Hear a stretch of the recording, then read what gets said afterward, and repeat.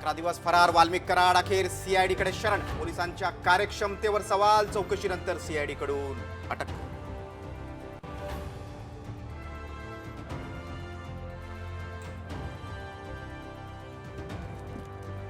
खंडणी प्रकरणी कराडला याआधीच अटक का नाही? खासदार बजरंग सोनवणेंचा सवाल. तर कराडचा बाप कॅबिनेटमध्ये. जितेंद्र आव्हाडांचा हल्ला बोलू.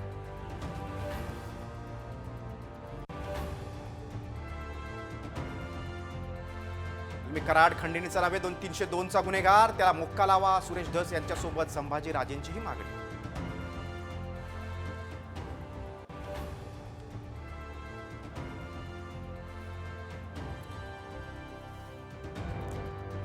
धनंजय मुंडेंना मंत्रिपदावरून खाली खेचा. संभाजी राजेंची मागणी. तर मुंडेंना संरक्षण का देता? अजित पवारांना सवाल.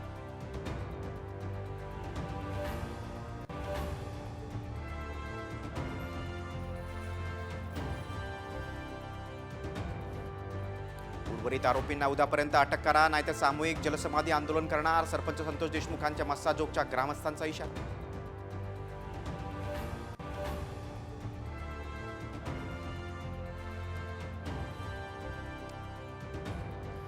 अभिनेत्री प्राजक्ता माळींकडून आमदार सुरेश धस वादावर पडदा. माफी मागितल्यानं पुढील कारवाई करणार नसल्याचं प्राजक्ताकडून स्पष्ट.